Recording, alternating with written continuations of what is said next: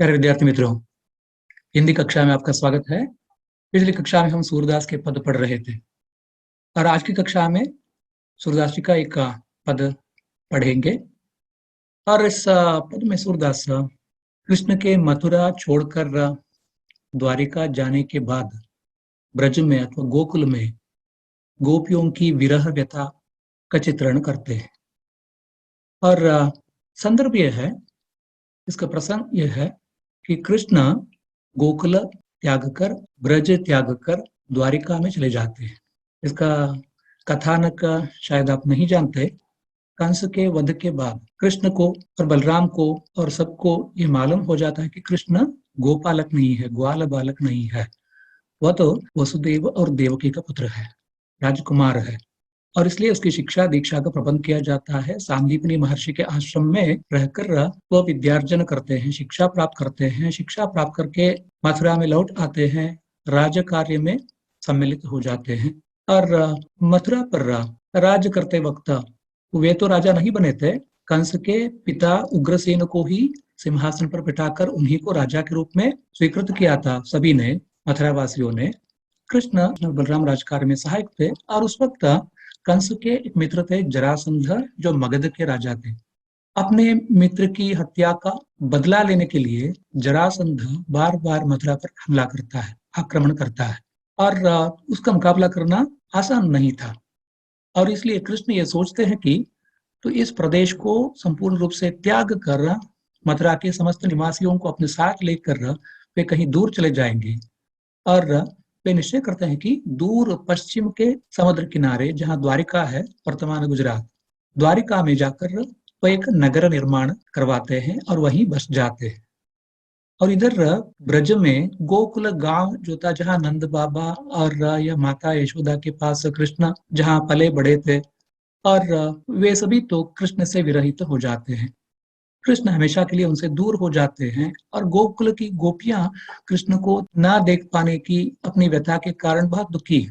एक लंबा समय बीत गया। कृष्ण अब बालक नहीं है, वो प्रौढ़ है, राजनीतिज्ञ है। द्वारिका में बलराम राजा बने हैं, फिर भी तो कृष्ण के हाथों में ही सब कुछ है। वो किंग मेकर है। तो वो स्वयं तो किंग नहीं बने, लेकिन राजाओं को बनाने का कार्य, राजाओं को नियंत्रित करने का कार्य उनका दायित्व था। अपने बड़े भाई बलराम के राजा होने के बावजूद कृष्ण के ही हाथ में राजनीति का सूत्र थे। और इस तरह द्वारिका में रहते हुए कृष्ण अपने राजकार्य में व्यस्त रहते हैं। अब वो छोटे बच्चे नहीं है, बालक नहीं है। और इधर गोकुल में, नंदग्राम में, नंदगांव में गोपियां, खासकर राधा के साथ साथ अन्य बहुत सारी स्त्रियां, यशोदा माता और बाकी सभी गोपियां बहुत ही दुखी है, व्यतीत है। अपनी व्यथा को वह दूतों के माध्यम से कहला भेजती है कृष्ण तक, कृष्ण को संदेश भेजती है। लेकिन कृष्ण से इसका कोई उत्तर उनको नहीं मिलता, क्योंकि ब्रज और द्वारिका में एक लंबी दूरी है। फिर भी तो गोपियां आने जाने वाले व्यापारियों की सहायता से कृष्ण को संदेश भिजवा देती थी, कृष्ण के दर्शन की अपनी आकांक्षा बता देती थी। लेकिन कृष्ण को इन तक संदेश पहुंचाने का अवसर ही नहीं मिला था। तो आखिरकार गोपियों के संबंध में सोचकर कृष्ण एक समय निश्चय करते हैं कि तो गोपियों की इस विरह व्यथा को दूर करने के लिए तो उन्हें कुछ करना चाहिए, कम से कम संदेश तो भेजना चाहिए। लेकिन संदेश वाहक के रूप में कौन होगा? और उस वक्त उन्हें अपने मित्र की याद आ जाती है। उनका एक मित्र था, कृष्ण का एक मित्र था, उद्धव। ಉದ್ಧವ ಅಂತ ಹೇಳಿ ಕೃಷ್ಣನ ಒಬ್ಬ ಸ್ನೇಹಿತ. ಉದ್ಧವ ನೋಡ್ಲಿಕ್ಕೆ ಕೃಷ್ಣನ ಹಾಗೆ ವೇಷಭೂಷಣಗಳನ್ನು ಧರಿಸುವಂತವನು. ಮತ್ತೆ ಅವನೊಬ್ಬ ಯೋಗಿ. उद्धव एक योगी है, एक भक्त है, कृष्ण का भक्त है वो, और उसके साथ साथ योगी भी है, ज्ञानी है। और उद्धव के मन में अपने ज्ञान और योगी होने के संबंध में थोड़ा घमंड था, अहंकार था। और इसलिए कृष्ण के प्रति उसके मन में भक्ति कम ही थी, अपने ज्ञान के प्रति, अपने योगी होने के प्रति उसके मन में घमंड कुछ ज्यादा था। और ये बात कृष्ण को भी मालूम थी। और इसलिए कृष्ण ये निश्चय करते हैं कि इसको सबक सिखाना चाहिए। कृष्ण ने अपने सभी मित्रों को भी तो इसी तरह सबक सिखाया। अर्जुन को उसने सबक सिखाया, भीम को सबक सिखाया, अपने ही बड़े भाई बलराम को भी उसने सबक सिखाया। ಅಹಂಕಾರ ಅನ್ನುವಂಥದ್ದು ಮನುಷ್ಯನ ಯೋಗ್ಯತೆಯನ್ನು ಕಡಿಮೆ ಮಾಡ್ತದೆ. ಮನುಷ್ಯನ ಸಾಮರ್ಥ್ಯವನ್ನು ಶಕ್ತಿಯನ್ನು ಕುಂದಿಸ್ತವೆ। बलराम के घमंड को उन्होंने तोड़ा था, भीम के घमंड को उन्होंने तोड़ा था कृष्ण ने, और अपने आप्त मित्र दोस्त अर्जुन का भी तो गर्व भंग किया था। अब ये जो भक्त है, ज्ञानी है, योगी है, उद्धव, जो कृष्ण का मित्र है, और उसके मन में भी अपने ज्ञान के कारण, अपने योगी होने के कारण जो घमंड था, और कृष्ण से तोड़ना चाहते हैं, और उसके लिए एक उपाय रचते हैं। वे उद्धव को संदेशवाहक बनाकर, दूत बनाकर गोकुल में भेजते हैं। गोपियों के पास वह संदेश भेजते हैं, अपना संदेश भेजते हैं। और कृष्ण को मालूम था कि उद्धव गोकुल में जाकर क्या करेगा, क्योंकि कृष्ण के प्रति उसके मन में बड़ा सम्मान भाव अथवा भक्ति तो नहीं है। तो अपने आप को परमज्ञानी समझता है, योगी समझता है, और इसलिए वहां जाकर गोपियों को वो योग विद्या सिखाने की कोशिश करेगा और वहां ज्ञान की बातें करेगा। लेकिन गोपियों की भक्ति के संबंध में कृष्ण को अच्छी तरह से मालूम है, और इसीलिए कृष्ण उद्धव को एक सबक सिखाना चाहते हैं। उद्धव को गोकुल में भेजते हैं। उद्धव गोकुल में आ जाता है, और उसे दूर से ही देखकर गोपियां समझती हैं कि कृष्ण आ गया, क्योंकि उद्धव की वेशभूषा कृष्ण की ही तरह थी। ಕೃಷ್ಣನ ಹಾಗೆ ವೇಷಭೂಷಣಗಳನ್ನು ಮಾಡಿಕೊಂಡು ಅವನು ಬಳಿಗೆ ಬರ್ತಾನೆ, ತಲೆಯ ಮೇಲೆ ನವಿಲು ಕಿರೀಟವನ್ನು ಧರಿಸಿ, ಕೃಷ್ಣನ ಹಾಗೆ ವೇಷಭೂಷಣಗಳನ್ನು ಧರಿಸಿ ದೂರದಲ್ಲಿ ಅವನನ್ನು ಕಂಡು ಗೋಪಿಯರಿಗೆ ಸ್ವಲ್ಪ ಭ್ರಮೆ ಉಂಟಾಗ್ತದೆ, ಕೃಷ್ಣ ಬಂದ। तो कृष्ण ही आ गया तो ये सोचती है गोपियां, भ्रम में पड़ती है, लेकिन उसके नजदीक आने पर उनको पता चल जाता है कि ये कृष्ण नहीं है, कोई और है। फिर भी तो घर आए मेहमान को अथवा अतिथि को वो बुला लेते हैं, उसका स्वागत सत्कार करते हैं, उसका उपचार करते हैं। और जब उन्हें ये पता चल जाता है कि ये और कोई नहीं है, कृष्ण का मित्र है, कृष्ण का संदेश लेकर आया है, गोपियों को थोड़ी तसल्ली हो जाती है, सांत्वना मिलती है। तो वह तो कृष्ण का इंतजार कर रही थी, कृष्ण की प्रतीक्षा कर रही थी, लेकिन कृष्ण तो नहीं आया, कम से कम उसका दूत तो आया है, उसका संदेशवाहक तो आया है, ये सोचकर उन्हें तसल्ली हो जाती है। वह उद्धव का स्वागत सत्कार करती है, और फिर उद्धव गोपियों को समझाने लगता है। कृष्ण ने जैसे सोचा था तो उसी तरह वो ज्ञान की बातें करने लगता है, योग की बातें करने लगता है। गोकुल की गोपियों को, ग्वालों को वह ज्ञान देने लगता है, योग सिखाने की कोशिश करता है। कृष्ण का संदेश वह नहीं सुनाता। गोपियां तो कृष्ण का संदेश सुनने के लिए कातर हैं।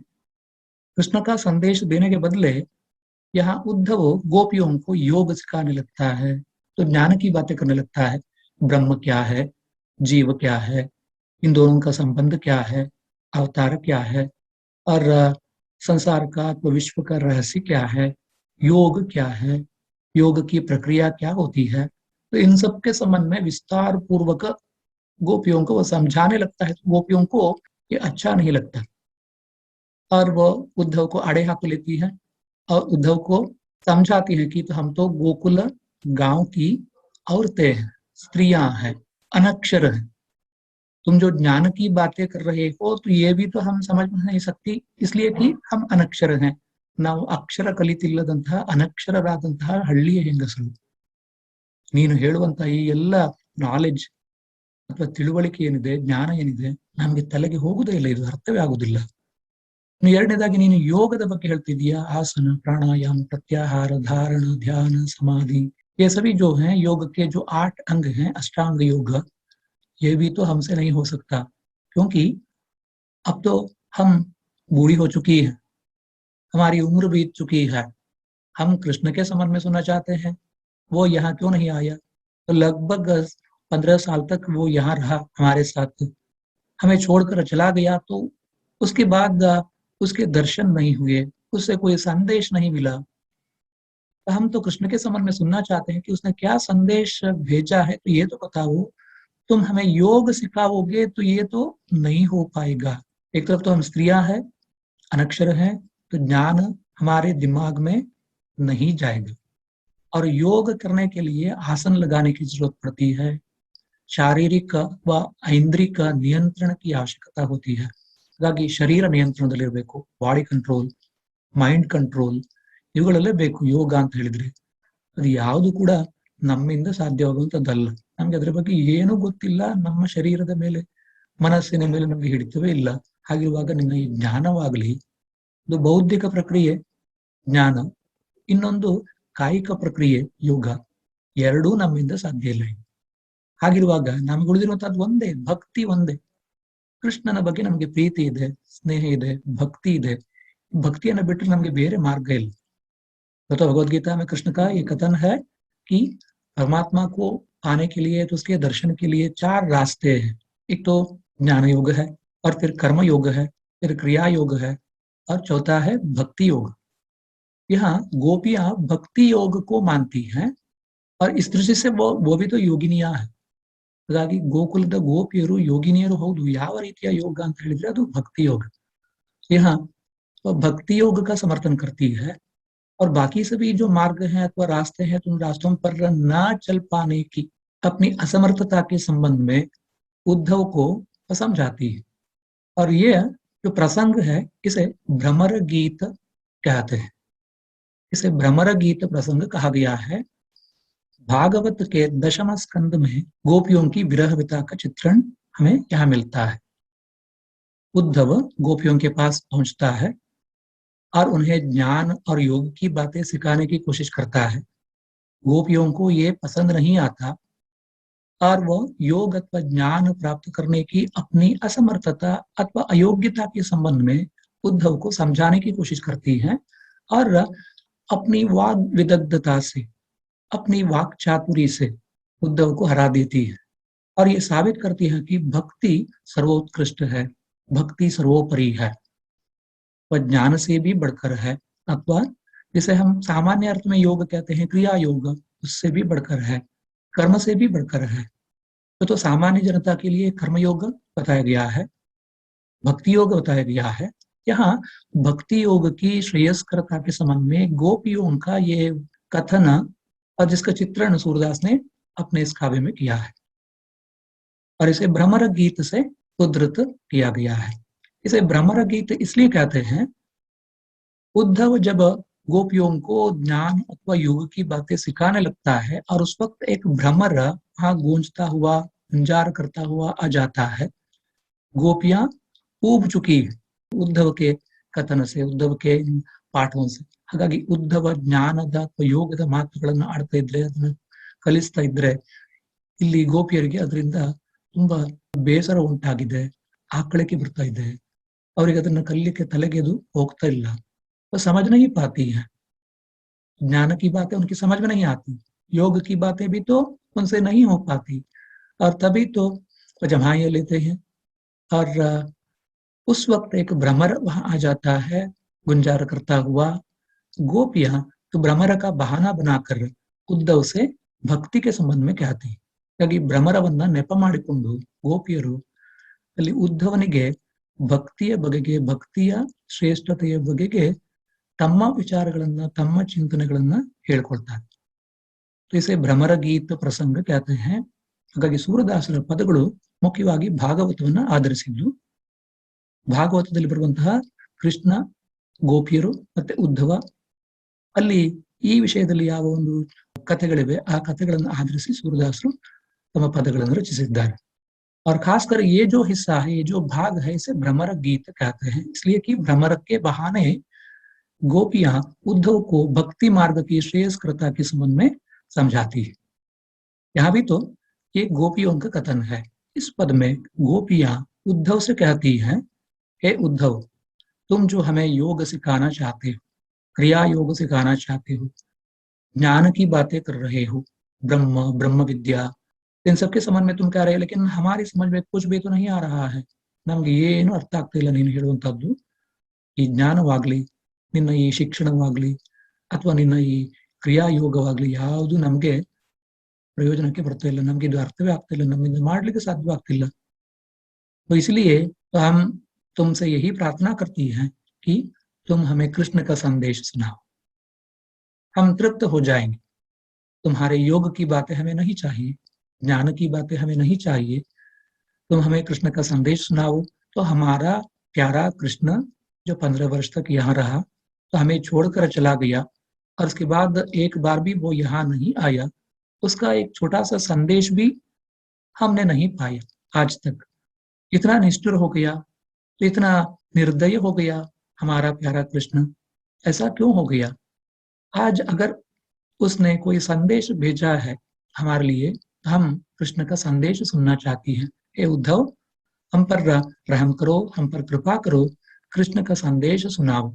हम तो और कुछ नहीं चाहती। कई वर्ष बीत गए, दशक बीत गए, जीवन के इन आखिरी क्षणों में कृष्ण का संदेश पाकर ही हम संतुष्ट हो जाएंगी। तुम हमें कृष्ण का संदेश सुनाओ, हमें और कुछ नहीं चाहिए। तुम्हारा ये ज्ञान, तुम्हारे योग की बातें हम समझ नहीं पाएंगी, तो इसलिए कृष्ण का संदेश सुनाओ। गोपियां अपनी विरह व्यथा का बयान करती हैं, और इस पद में यही है। पहले हम पद पढ़ लेंगे और उसका अर्थ समझेंगे।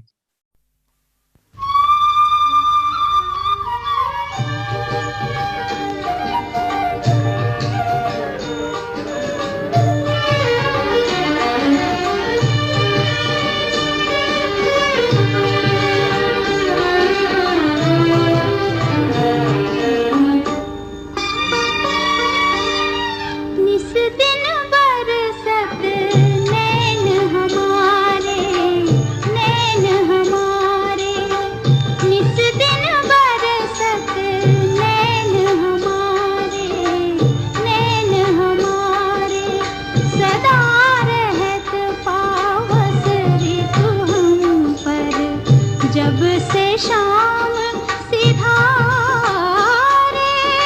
निस दिन बरसत नैन हमारे, नैन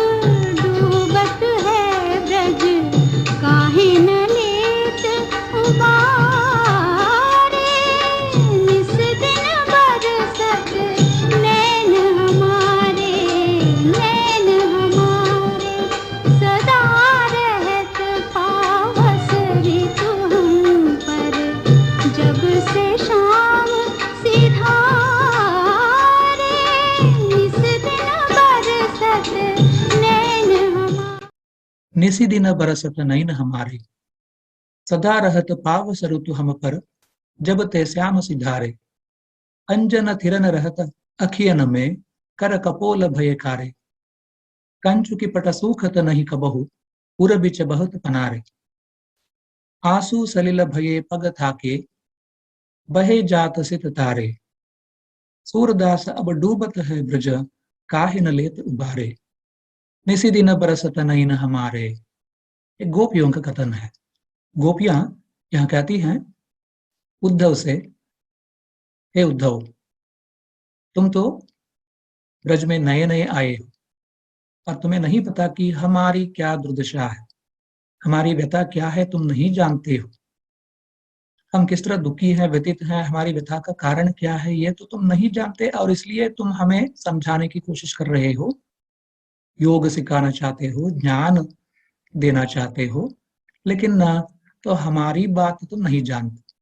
तो हम तो कृष्ण के वियोग के कारण विरह की व्यथा में डूबी हैं, नित्य रो रही हैं। हमारी आंखों से दिन और रात आंसुओं की वर्षा होती है। ये तुम्हें नहीं दिखाई नहीं देती। निसी दिन, निसी दिन का मतलब है निशा और दिन, दिन और रात। बरसत नयन हमारे, नयन नयन, नयन का मतलब है नयन, हमारे नयन दिन और रात बरसते रहते हैं। ನಮಗೆ ವರ್ಷ ಇಡೀ ಮಳೆಗಾಲವೇ. ಅದು ಹೇಗೆ ಅಂತ ಹೇಳಿದ್ರೆ, ಮಳೆಗಾಲದಲ್ಲಿ ಮಳೆಯಾಗುವಂಥದ್ದು ಸಹಜ, ಸ್ವಾಭಾವಿಕ. ಆದ್ರೆ ನಮ್ಮ ಕಣ್ಣುಗಳಿಂದ ನಿರಂತರವಾಗಿ ಕಣ್ಣೀರಿನ ಮಳೆ ಸುರಿತಾನೆ ಇರ್ತದೆ. ಹಾಗಾಗಿ ನಮ್ಗೆ ವರ್ಷ ಇಡೀ ಮಳೆಗಾಲ. निसी दिन बरसत नयन हमारे, दिन और रात हमारी आंखों से आंसुओं की वर्षा होती रहती है, और इसलिए पूरे साल में हमारे लिए वर्षा काल ही है. निसी दिन बरसत, दिन और रात हमारे नयन बरसते रहते हैं, अर्थात हमारी आंखों से नित्य आंसुओं की वर्षा होती रहती है. आंसुओं की वर्षा क्यों? कृष्ण से बिछड़कर, कृष्ण के वियोग की व्यथा के कारण हमारी आंखों से आंसुओं की वर्षा होती रहती है. सदा रहत पावस ऋतु हम पर, जब ते श्याम सिधारे. इस पंक्ति में गोपियों का कहना, उनकी वाग विदग्धता का ये प्रमाण है, ये उदाहरण है. और वह कहती हैं कि जब ते श्याम सिधारे, जब से श्याम कृष्ण हमें छोड़कर चले गए. सिधारे, सिधारने का मतलब है जाना. जब से श्याम कृष्ण हमें छोड़कर चले गए, और तब से हमारे लिए वर्षा काल ही है. यहाँ धूप का मौसम ही नहीं है और कोई ऋतु हमारे लिए है ही नहीं. तो हमारे लिए नित्य पावस ऋतु है. सदा रहत पावस ऋतु हम पर. पावस ऋतु का अर्थ है वर्षा ऋतु, वर्षा काल. वर्षा ऋतु में वर्षा होती है, बारिश का मौसम है. सदा रहत पावस ऋतु हम पर. तो हमारे लिए तो पूरे साल में पावस ऋतु रहती है, वर्षा काल ही होता है. जबकि श्याम हमें छोड़कर चले गए, कृष्ण हमें जब से छोड़कर चले गए, और उसके बाद तो हमारे लिए केवल वर्षा काल ही बचा है, क्योंकि हमारी आंखों से नित्य निरंतर आंसुओं की वर्षा होती रहती है. इसीलिए तो हम वर्षा काल में जीते हैं. हमारे लिए पावस ऋतु ही होती है. जब ते श्याम सिधारे, जब से श्याम हमें छोड़कर चले गए, कृष्ण हमें छोड़कर चले गए. अंजन थिरन रहत अखियन में, कर कपोल भय कारे. इस वर्षा ऋतु के कारण, आंखों में निरंतर आंसुओं की वर्षा के कारण हमारी क्या दशा हो गई है, तो ये भी तो तुम देख सकते हो. अगर तुम्हारे हृदय में थोड़ी भी तो आर्द्रता है, नमी है, मनुष्यता है, तब तो तुम हमारी दुर्दशा समझ सकते हो. हमारी आंखों में जो आंसुओं की धारा है, और इस आंसुओं की धारा के कारण आंखों में लगाया गया अंजन स्थिर नहीं रह पाता. ನಾವು ಕಣ್ಣಿಗೆ ಹಚ್ಚಿಕೊಂಡಂತಹ ಕಾಡಿಗೆ ಈ ಕಣ್ಣೀರಿನಲ್ಲಿ ಅದು ಉಳಿಲಿಕ್ಕೆ ಸಾಧ್ಯವಾಗುವುದಿಲ್ಲ, ಅದೆಲ್ಲ ತೊಳೆದು ತೊಳೆದು ಹೋಗ್ತಾ ಇರ್ತದೆ. तो स्त्रियां अपना श्रृंगार करती हैं, अलंकार करती हैं, आंखों में काजल लगाती हैं, और हम भी तो अपनी आंखों में जो काजल लगाती हैं, अंजन लगाती हैं, लेकिन अपने आंसुओं के कारण, आंसुओं की वर्षा के कारण, धारा के कारण अंजन स्थिर नहीं रह पाता, काजल धुल जाती है. गोपियां उद्धव से कहती हैं, अंजन थिरन रहत अखियन में, कर कपोल भय कारे. जब काजल आंसुओं के साथ मिलकर बहने लगती है, तो हमारे कर और कपोल कारे हो जाते हैं, काले हो जाते हैं. कर कपोल भय कारे. ಹಾಗಾಗಿ ಕಣ್ಣೀರಿನಲ್ಲಿ ಕಣ್ಣಿನ ಕಾಡಿಗೆ ಕರಗಿ ಕೆನ್ನೆಯ ಮೇಲೆ, ಗಲ್ಲದ ಮೇಲೆ, ಮುಖದ ಮೇಲೆ ಇಳಿದು ನಮ್ಮ ಕೈಗಳಿಂದ ನಾವು ಅದನ್ನು ಒರೆಸಿಕೊಂಡಾಗ ಎಲ್ಲ ಕಪ್ಪಾಗಿ ಹೋಗ್ತದೆ. कर कपोल, हाथ भी काला हो जाता है, कपोल भी काला हो जाता है. कर कपोल दोनों काले हो गए हैं. आंखों में लगी काजल आंसुओं के प्रवाह में जब धुल जाती है, और उनको पहुंचते हुए हमारे हाथ काले हो गए हैं. हमारे कपोल, कपोल का मतलब है गाल, मुख, मुख गाल काले हो गए हैं. भये, भये का मतलब है हो गए. यहाँ अपनी वाग विदग्धता का परिचय देती हैं गोपियां. तो गोपियां, स्त्रियां सामान्य रूप से वाग विदग्ध रहती हैं, जबकि बातें करती हैं तो उनका सामना कोई नहीं कर पाता। यहाँ उद्धव जब उन्हें ज्ञान अथवा योग की बातें सिखाने लगता है, गोपियां पहले तो उसे कुछ हद तक सहन कर लेती हैं, बाद में उनकी सहन की सीमा टूट जाती है और वह उद्धव को अड़े हाथों लेती है और कहती है कि तुम्हारे इस योग से, तुम्हारे इस ज्ञान से हमारा कोई उपयोग नहीं है। हम तो गांव की अनक्षर स्त्रियां हैं। योग के लिए इंद्रिय निग्रह की आवश्यकता है, योग के लिए शारीरिक नियंत्रण की आवश्यकता है, मन को नियंत्रित करने की आवश्यकता है, और ज्ञान के लिए बौद्धिकता, बौद्धिक सामर्थ्य की आवश्यकता है। हमें इनमें से कोई गुण नहीं है, और तुम जो हमें ये जब सिखाने की कोशिश कर रहे हो तो ये सब निरर्थक है, ये बेकार है। और इसलिए है उद्धव, अगर तुम कुछ बताना चाहते हो हमसे कि कृष्ण का संदेश क्या है, यही बताओ। इसे छोड़कर और जो भी तुम कहोगे वो हमारी समझ में नहीं आएगा। जब से श्याम हमें छोड़कर चले गए तो उसके बाद तो हमारे लिए अपने जीवन में केवल वर्षा काल ही रह गया है, क्योंकि हमारी आंखों से आंसुओं की निरंतर वर्षा होती रहती है। आंखों में लगी काजल भी इस आंसुओं की वर्षा में धुल जाती है, और उनको पहुंचते हुए हमारे हाथ काले पड़ जाते हैं, हमारे गाल, कपोल, चेहरा सब काला पड़ जाता है। कंचु की पटा सूखत नहीं कबहू, पूरा बीच बहत पनारे। ये आंसुओं की धारा, आंसुओं का प्रवाह तो वह रुकता नहीं, वह निरंतर आगे बढ़ता रहता है। आंखों से निकला आंसुओं का ये प्रवाह नाक, गाल को पार कर आगे बढ़ जाता है, हृदय में पहुंच जाता है, पूरे शरीर को भिगो देता है। ಹಾಗಾಗಿ ಕಣ್ಣಿನಿಂದ ಒಸರಿದಂತಹ ಈ ಒಂದು ಮಹಾಪ್ರವಾಹ, ವಿರಹದ ಬೇಗೆಯಿಂದ ಹೊರಟಂತಹ ಈ ಒಂದು ಕಣ್ಣೀರಿನ ಪ್ರವಾಹ ಅದು ಮುಖವನ್ನೆಲ್ಲ ತೋಯಿಸಿ ಮೈಯನ್ನೆಲ್ಲ ತೋಯಿಸ್ತದೆ। हम भीग जाती हैं तो कृष्ण के इस वियोग के कारण जो विरह की व्यथा हृदय में जल रही है, तो उसका परिणाम ये है कि हमारी आंखों से निरंतर आंसुओं की वर्षा हो रही है। तो इसलिए हमारे लिए पूरे साल में वर्षा काल है। अपने श्रृंगार के लिए हम अपनी आंखों में काजल लगाती हैं, लेकिन वो भी तो स्थिर नहीं रह पाती। आंसुओं की इस धारा में, आंसुओं के इस प्रवाह में काजल घुल जाती है, काजल पिघल जाती है। आंसुओं के इस प्रवाह में वो भी तो बहने लगती है, और उनको पहुंचते हुए हमारे हाथ काले पड़ जाते हैं, कपोल काले पड़ जाते हैं। और जब आंसुओं का वो प्रवाह हृदय में पहुंच जाता है, तो हृदय में जो कंचु की पट है, जो कपड़ा हमने पहन लिया है, वो भी भीग जाता है।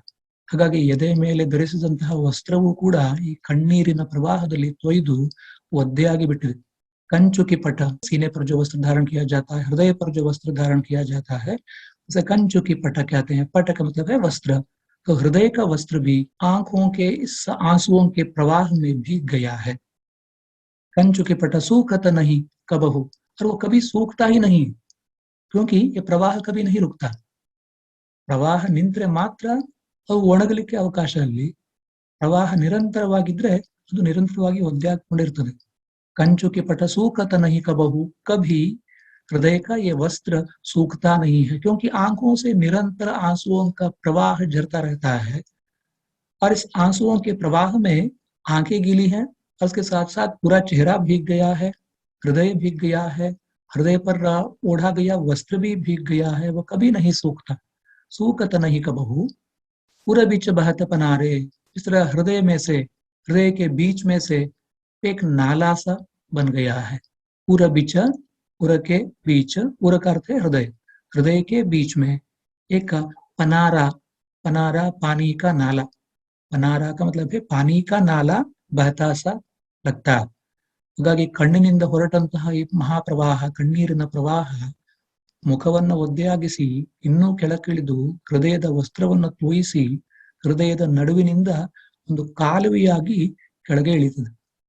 पूरे बीच बहत पनारे, पानी के नाले की तरह आंसुओं का ये प्रवाह नीचे की तरफ बढ़ता है। आंसू सलिल भये पग ताके, बहे जात सिर तारे। तो इस तरह गोपियां बहुत ही वाक चातुरी से, वाक विदग्धता से अपनी व्यथा का चित्रण करती। उद्धव को समझाना जरूरी है, क्योंकि उद्धव बड़ा ज्ञानी है, योगी है, उसे घमंड है, वह ज्ञानी है, योगी है। कृष्ण ने उसे संदेशवाहक बनाकर भेजा था, लेकिन कृष्ण का संदेश देने के बदले तो वो गोपियों को योग की शिक्षा देने लगता है, ज्ञान की शिक्षा देने लगता है। गोपियों को ये पसंद नहीं आता और उसको कैसे समझाए? जो पढ़ा लिखा है, पंडित है, उसे समझाने के लिए उसी तरह की भाषा की आवश्यकता है। गोपियां तो अनक्षर हैं, लेकिन बोलने में बहुत चतुर है। ಅಕ್ಷರ ಕಲಿಯದೇ ಇರಬಹುದು, ಆದರೆ ಮಾತಿನ ಮಲ್ಲಿಯರು ಗೋಪಿಯರಲ್ಲ. ಹಾಗಾಗಿ ಉದ್ದವನಿಗೆ ಹೇಗೆ ಹೇಳಬೇಕು ಅದನ್ನ ಹಾಗೆಯೇ ಹೇಳಿದ್ರೆ ಅವನಿಗೆ ಅದು ಅರ್ಥವಾದೀತು. बहुत ही चातुरी से, वाक चातुरी से वह उसे समझाती है, गोपियां उसे समझाती है। जैसे ही कृष्ण हमें छोड़कर चले गए तो हमारे जीवन में वर्षा काल स्थिर हो गया। हमारी आंखों से निरंतर आंसुओं की धारा बहने लगी है। आंखों में हम जो श्रृंगार के उद्देश्य से काजल लगाती हैं वह भी तो धुल जाती है आंसुओं के प्रवाह में, और उनको पहुंचने की कोशिश हम करती हैं, हमारे हाथ काले पड़ जाते हैं, कपोल काला पड़ जाता है, चेहरा काला पड़ जाता है, लेकिन ये प्रवाह नहीं रुकता। और इस आंसुओं के प्रवाह में हृदयस्थ वस्त्र, हृदय पर उड़ा गया वस्त्र भी भीग जाता है। हृदय के वस्त्र को भिगोकर ये आंसुओं का प्रवाह हृदय के बीच में से पानी के नाले की तरह आगे बढ़ता है, बहने लगता है, पांव तक आ जाता है ये प्रवाह। आंसू सलिल भये पग ताके, पग ताके पांव तक के पानी का प्रवाह, आंसुओं का प्रवाह आ जाता है। ಹಾಗಾಗಿ ಕಣ್ಣಿನಲ್ಲಿ ಹೊರಟಂತಹ ಈ ಒಂದು ಮಳೆಗಾಲದ ಪ್ರವಾಹ, ಕಣ್ಣೀರಿನ ಮಳೆಯ ಪ್ರವಾಹ ಹೃದಯವನ್ನು ಒದ್ದೆ ಮಾಡಿ, ಹೃದಯದ ವಸ್ತ್ರವನ್ನು ತೋಯಿಸಿ, ಅದಕ್ಕೆ ಒಣಗಲಿಕ್ಕೆ ಅವಕಾಶವನ್ನೇ ನೀಡದೆ ಇನ್ನೂ ಮುಂದುವರೆದು ಕಾಲಿನವರೆಗೆ ಹರಿದು ನೆಲವೆಲ್ಲ ಒದ್ದೆಯಾಗಿದೆ।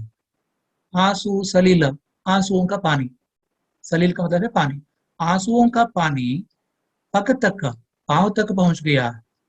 बहे जात सित तारे, और वो आगे बढ़ जाता है। तो गोकुल में कृष्ण के विरह के कारण गोपियों की आंखों से जो आंसुओं का प्रवाह निकल पड़ा है, और उसमें वे स्वयं तो भीगी है, जिसके साथ साथ पूरा ब्रज भीग गया है, पूरा गोकुल भीग गया है आंसुओं के प्रवाह में। बहे जात सित तारे, यहाँ तक कि पूरे ब्रह्मांड में आंसुओं का ये प्रवाह भर गया है। बहे जात सित तारे, ಸಿತ ಸಿತ का मतलब है ನಕ್ಷತ್ರ, ಸಿತ ಅಂತ ಹೇಳಿದ್ರು ನಕ್ಷತ್ರ ಅಂತ, ತಾರ ಅಂತ ಹೇಳಿದ್ರು ನಕ್ಷತ್ರ. ಇಲ್ಲಿ ನಕ್ಷತ್ರಗಳೆಲ್ಲ ತೊಯ್ದು ಒದ್ದೆಯಾಗಿವೆ ಅಂತ ಹೇಳಿದ್ರೆ ಇಡೀ ಬ್ರಹ್ಮಾಂಡವೆಲ್ಲ ಗೋಪಿಯರ ಕಣ್ಣೀರಿನಿಂದ ತುಂಬಿ ಹೋಗಿದೆ. ಗೋಪಿಯರ ಕಣ್ಣೀರಿನ ಈ ಮಹಾಪ್ರವಾಹ ಕೇವಲ ಅವರನ್ನ ಮಾತ್ರ ತೋಯಿಸಿದ್ದಲ್ಲ, ಇಡೀ ಜಗತ್ತನ್ನೇ ತೋಯಿಸಿ ಇಡೀ ಬ್ರಹ್ಮಾಂಡದಲ್ಲೇ ಆ ಮಹಾಪ್ರವಾಹ ತುಂಬಿ ಹೋಗಿದೆ। इस अलंकार को अतिशयोक्ति अलंकार कहते हैं। अलंकार योजना क्या होती है, काव्यशास्त्र क्या है, इन सबके संबंध में गोपियों को कुछ भी तो मालूम नहीं है। गांव की अनक्षर स्त्रियां, लेकिन वो बातों में बहुत ही चतुर हैं। तो बोलते बोलते उनके मुख से तो ये अलंकार अपने आप बन जाते हैं। ಹಾಗಾಗಿ ಮಾತನಾಡ್ತಲೇ ಅವರ ಸಹಜವಾದ ಹಳ್ಳಿಗಾಡಿನ ನುಡಿಗಟ್ಟಿನಲ್ಲಿ ಮಾತುಗಳಲ್ಲಿ अलंकार ತನ್ನಷ್ಟಕ್ಕೆ ತಾನೇ सृष्टियाಗ್ತದೆ।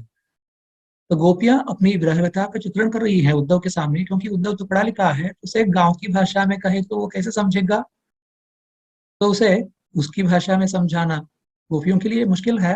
फिर भी तो वो कोशिश करती है, कहती है कि हमारी आंखों से आंसुओं की जो धारा बह रही है, आंसुओं का निरंतर प्रवाह निकल पड़ा है, और इसमें हम तो भीगी हैं, हमारा वस्त्र भीगा है जो कभी नहीं सूखता, और ये महाप्रवाह धरती तक पहुंच गया है, ब्रह्मांड में ये प्रवाह भर गया है।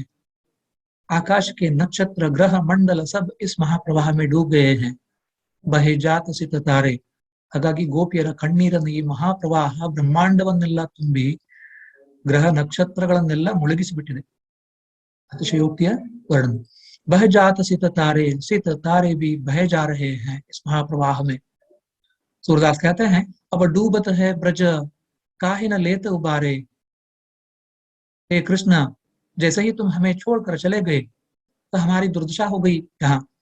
अब डूबत है ब्रज, ये ब्रज डूबा जा रहा है, और हमारा उद्धार तुम ही कर सकते हो। हे कृष्ण, ನೀನು ಯಾವಾಗ ಬರ್ತೀಯ?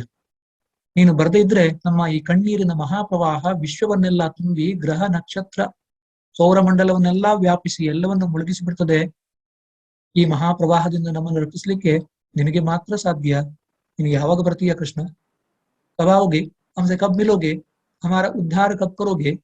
हमें इस महाप्रवाह से कैसे बचाओगे, कब बचाओगे? बड़ी व्यथा से गोपियां कह रही है।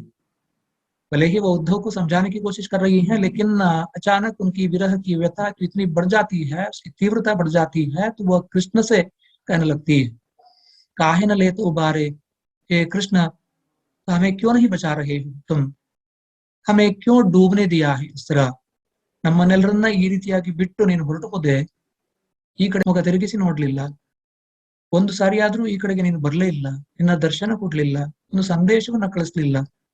15 ವರ್ಷ ನೀನು ನಮ್ಮ ಜೊತೆಗಿದ್ದೆ, ಬಾಲ್ಯ ಜೀವನ ಅತ್ಯಂತ ಅದ್ಭುತವಾಗಿತ್ತು, ಸುಂದರವಾಗಿತ್ತು. ಆದ್ರೆ ಈಗ ನಮ್ಮನ್ನೆಲ್ಲನ ನೀನು ತ್ಯಜಿಸಿಬಿಟ್ಟಿದ್ದೀಯ. ನಮಗೂ ಈಗ ವಯಸ್ಸಾಗಿದೆ, ಆದ್ರೂ ಕೂಡ ಹಳೆಯ ನೆನಪುಗಳನ್ನ ಇವತ್ತಿಗೂ ಮರಿಲಿಕ್ಕೆ ಸಾಧ್ಯವಿಲ್ಲ. तो पुरानी यादें, पुरानी बातें हम भुला नहीं सकती. यहाँ गोपियां अब पहले की तरह छोटी बच्चियां नहीं, जो कृष्ण की दोस्त थी, मित्र थी, अब वो बड़ी हो चुकी हैं, बूढ़ी हो चुकी हैं. ಹಾಗಾಗಿ ಕೃಷ್ಣನ ಸಮವಯಸ್ಕರಾಗಿದ್ದಂಥವರು ಈಗ ವಯಸ್ಸಾದವರಾಗಿದ್ದಾರೆ ಗೋಕುಲದಲ್ಲಿ. ಕೃಷ್ಣ ತುಂಬಾ ದೀರ್ಘ ಕಾಲದಿಂದ ತಮ್ಮಿಂದ ದೂರವಾಗಿದ್ದಾನೆ. उसके दर्शन कभी नहीं हुए.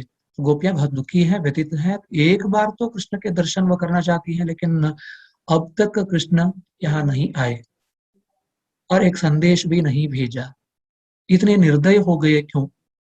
तो कृष्ण से वह पूछती हैं बड़ी व्यथा से, हे कृष्ण, और हमारी आंखों के आंसुओं के इस महाप्रवाह में अब तो ये ब्रज डूबा जा रहा है, ये पूरा विश्व डूबा जा रहा है, और हमें तुम ही बचा सकते हो. अगर तुम्हारे दर्शन होंगे हमारे ये आंसू रुक जाएंगे.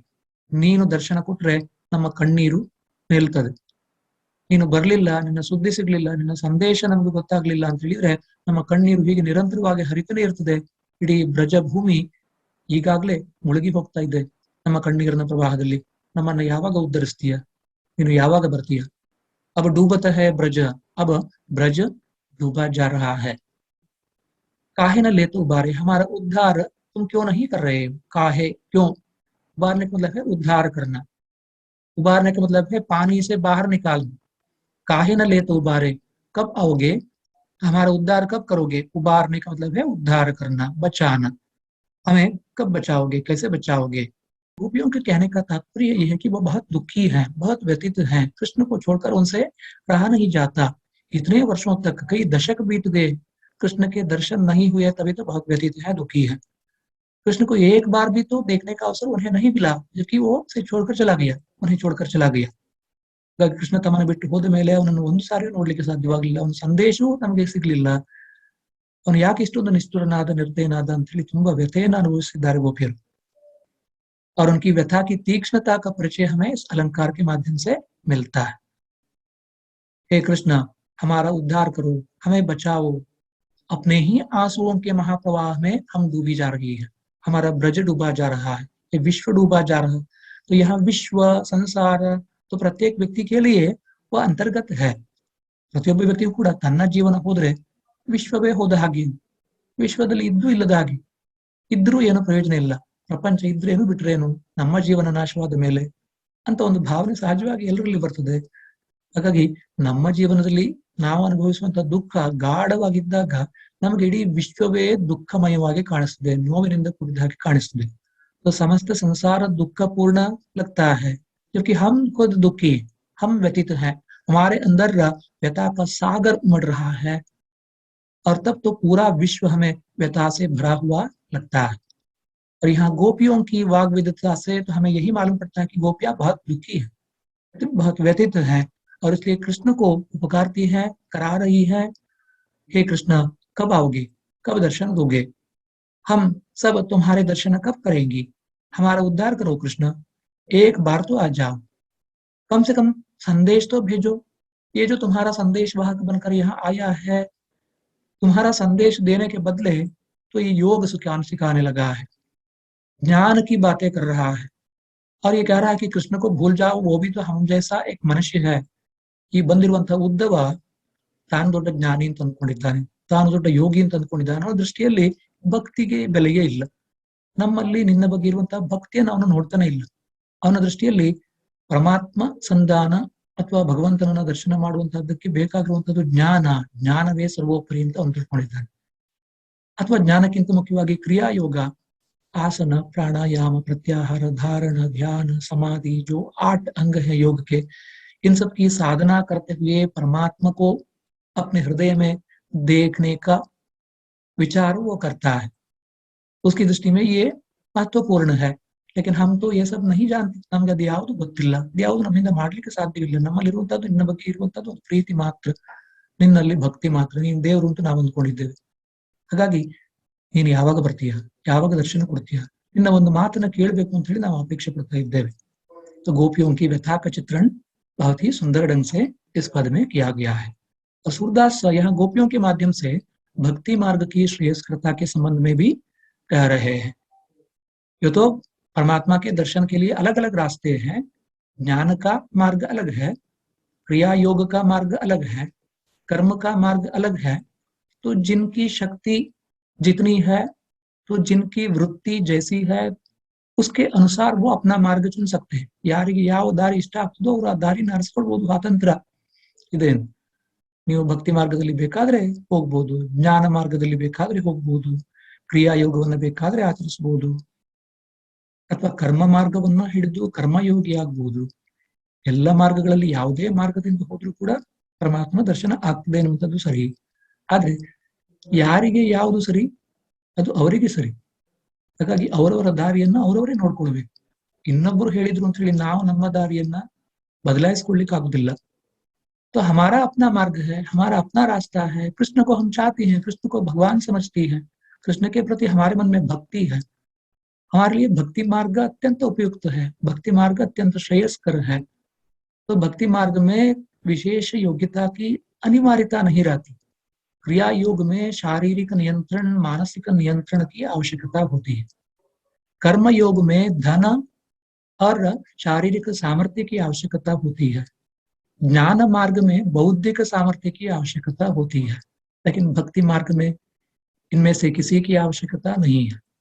भक्ति मार्ग में मन की निष्ठा, तो परमात्मा के प्रति प्रेम, तो यही काफी है. ಹಾಗಾಗಿ ಭಕ್ತಿ ಮಾರ್ಗ ಎಷ್ಟು ಸುಲಭದ್ದು ಅಂತ ಹೇಳಿದ್ರೆ ದೇವರ ಬಗೆಗೆ ನಮಗೆ ನಂಬಿಕೆ ಮತ್ತೆ ಪ್ರೀತಿ ಎರಡು ಸೇರಿದ್ರೆ ಭಕ್ತಿ ಆಗ್ತದೆ. ನಂಬಿಕೆ ಮತ್ತು ಪ್ರೀತಿ ಎರಡು ಒಟ್ಟಿಗೆ ಸೇರಿದ್ರೆ ಅದನ್ನು ಭಕ್ತಿ ಅಂತ ಕರೀತಾರೆ. इस तरह एक तरफ तो श्रद्धा होती है और दूसरी तरफ प्रीति होती है, प्रेम होता है. श्रद्धा और प्रेम, इन दोनों का समन्वित रूप ही भक्ति है. भगवान के प्रति भक्ति जो करते हैं तो उनके लिए केवल यही दो शर्तें हैं. तो परमात्मा के प्रति उनके मन में विश्वास होना चाहिए और उसके प्रति प्रेम होना चाहिए. विश्वास होने से काफी नहीं है, प्रेम होना चाहिए और तभी तो वो भक्ति कहलाती है. तो भक्ति मार्ग अत्यंत सुलभ है, आसान है. कोई भी तो इस रास्ते पर चल सकता है. लेकिन ज्ञान योग, कर्म योग अथवा क्रिया योग तो ये सबके लिए नहीं. जिनमें सामर्थ्य है, जिनमें योग्यता है, जिनमें शक्ति है, तो वे इन रास्तों को चुन सकते हैं. तो ये सब अपनी अपनी मर्जी है. ಅವರವರ ಇಷ್ಟ, ಅವರವರ ಯೋಗ್ಯತೆ, ಅವರವರ ಸಾಮರ್ಥ್ಯ, ಅವರವರ ಶಕ್ತಿ, ಅವರವರ ವೃತ್ತಿ, ಅವರ ಗುಣ ಸ್ವಭಾವ, ಅದಕ್ಕೆ ಸರಿಯಾಗಿ ಅವರು ದಾರಿಯನ್ನು ಆರಿಸಿಕೊಳ್ಳಬಹುದು. ಆದ್ರೆ ಭಕ್ತಿ ಮಾರ್ಗ ಅತ್ಯಂತ ಸುಲಭದ್ದು. तो यहाँ गोपियों के माध्यम से सूरदास भक्ति मार्ग की श्रेयस्करता का चित्रण करते हैं. मेरे विद्यार्थी मित्रों, तो ये पद ये समाप्त हो जाता है. अगली कक्षा में हम कुछ और पढ़ेंगे. धन्यवाद.